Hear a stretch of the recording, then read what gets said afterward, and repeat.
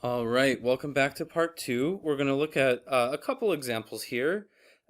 One to sort of try to continue developing your intuition and your understanding of the concept of what exponents mean and how to solve this, and mostly to just review solving by graphing with a calculator or with Desmos.com, because we haven't done that in a little while, and uh, that's an important skill. So for this one, 3 to the power x equals 80. Uh, Again, remember the goal is to find what x makes this work. So let's think of what are some powers of 3 that you know. So there's a giant black bee in my patio. Is making that sound that you might have just heard. That was a huge one. Anyways, we have these kinds of powers of 3. So 3 to the power 3 is 27. 3 to the power 4 is 81. And we have 3 to the power something equals 80. So let's keep that in mind. 3 to the power 3 is 27. 3 to the power 4 is 81. So if I had to make a guess at what value of x this is, it's going to be something really close to 4, but it's going to be a little bit less than 4.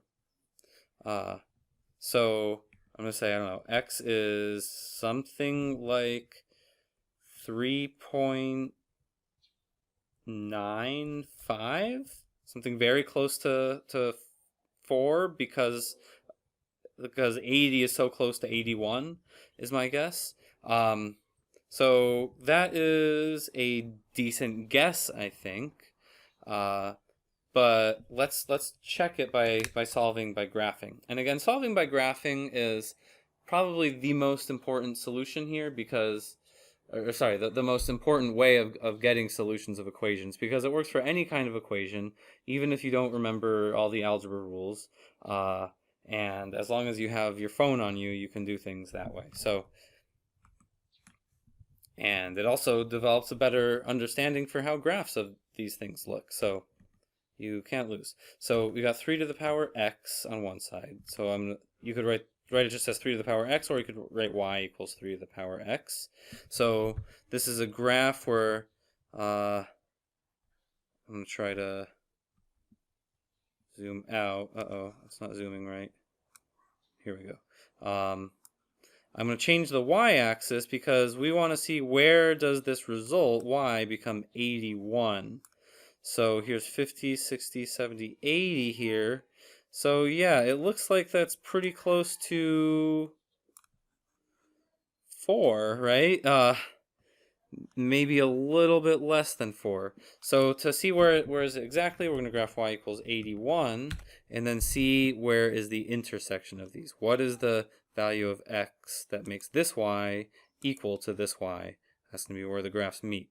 And you know what? It is saying 4. I think maybe we can...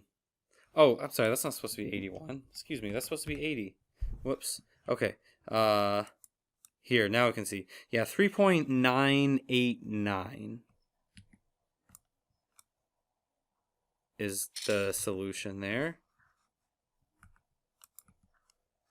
So, yeah, the more precise solution is 3.989.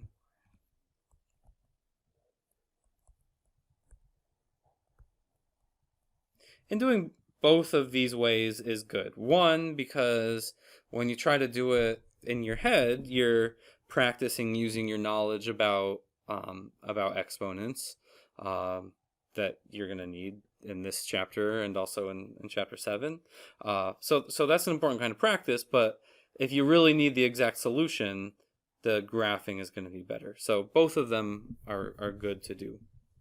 All right, let's try this one. We have 100 to the power x equals 11. So the trick here is that 11 is really close to 10. And the square root of 100 is 10. So Now, the square root of 100 is also known as 100 to the power 1/2, or 0.5. Okay, so if we're getting a result that's a little bit bigger than 10, then the x must be a little bit bigger than 5. So it's going to be very close to 5, but a little bit bigger. So I'm going to guess that we have x is about 0.51, a little bit bigger than 1/2. That's my guess. Let's see what happens when we graph it. So we're going to do y equals 100 to the power x. We're also going to do y equals 11. And we're going to need to mess around with the graph here because I had it all messed up from the previous one. Okay, so yeah, we want to zoom into this part here. So yeah, 100 to the power x goes up so quickly. Like if you plug in 0, x equals 0, you get 100 to the power 0 is 1. If you plug in x equals 1, you get 100 way up there. If you plug in x equals 2, you're going to get 100 squared is 10,000. So yeah, you can see this one goes up ridiculously steeply. Okay, let's zoom back into our solution. So yeah, it looks like it's a little bit bigger than 0.5. I'm going to click on it here. And yeah, it's 0.5207.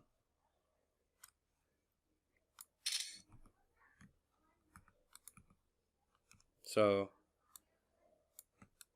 I was close. I'm happy with 0.51. That was a good enough guess.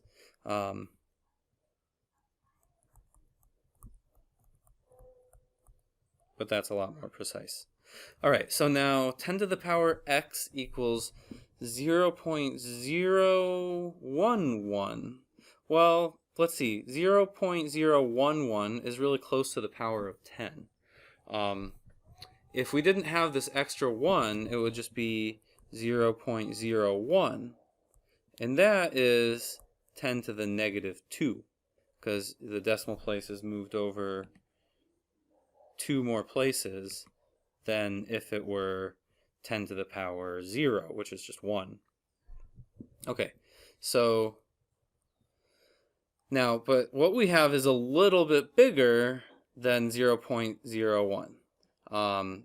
So the result should be a little bit bigger than negative 2. So I'm going to guess negative 1.9, something like that.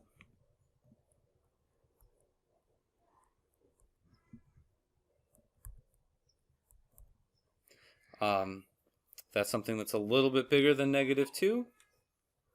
And to do it by graphing, we go back over here, where we want to graph 10 to the x and also 0.011. So again, we're going to need to mess around with a window. If we want to see 0.011, that is so close to 0 here that we have to zoom way in this way. Okay, and back here, we can see we've got negative 1.9586. So I was in the right ballpark with negative 1.9, but this is a little bit more precise.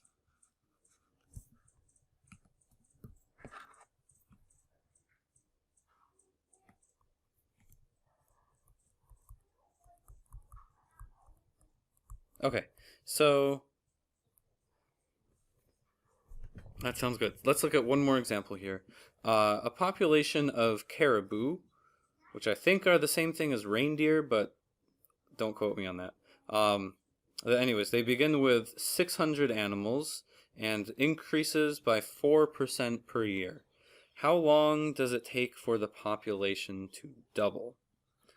All right, so this is a tricky one. We have, let's write a formula for the population. Let's say P is the population, and this is going to be something of the form a times b to the t, an exponential equation, which I know, well, because we're in chapter 6, but really I know because it says it increases by 4% per year. And anything that increases by a constant percent every unit of time is always going to be an exponential function. And the a is going to be the starting value that you get when t is 0. So that's going to be the starting value of the population is 600 caribou.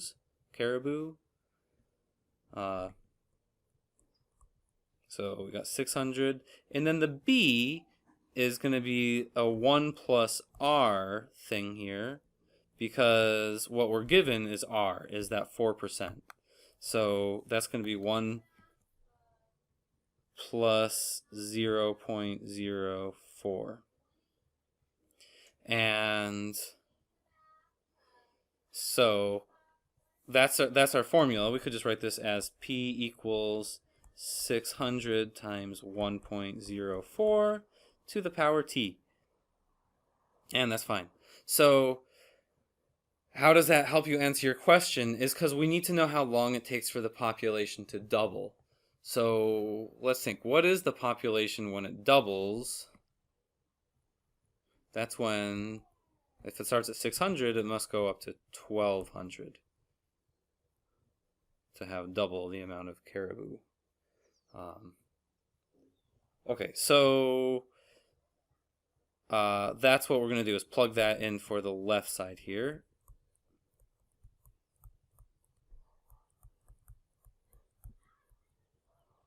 And, well, one thing you could do is, like, to make it simpler, you could divide both sides by 600.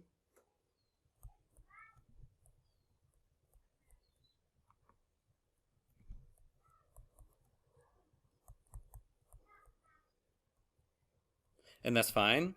But now you're thinking, okay, what is the t that makes 1.04 to the t equal to 2? And that's a tough one, because, like, nobody has values of 1.04 to powers memorized. Like, this is something you should know, or you should practice it until you know it, for, like, nice even whole numbers like this, with these even whole number exponents that don't even get very big. So yeah, nobody has this solution memorized. You might be able to make a decent guess at it, but this is a situation where you really need to do it by graphing. So we're going to go back over here. We're going to graph y equals 2, and we're going to graph y equals 1.04 to the power x.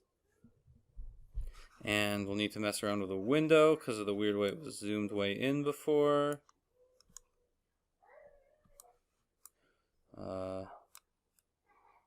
Okay, so yeah, I can see where the solution is over here.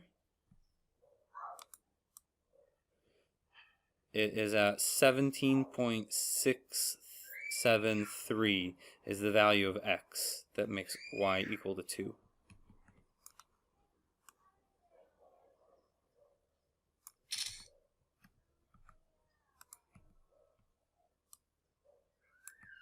So that's how I got that. And so the solution is going to be, yeah,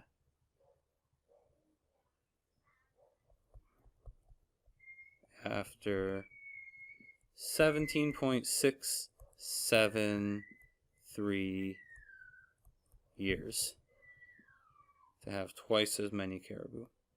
Okay, so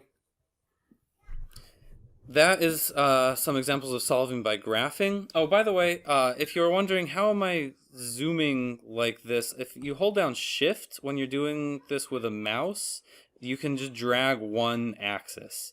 That makes it a little bit easier. Or if you just use the mouse wheel to like scroll up and down, that will just like zoom in and out in a square sort of way.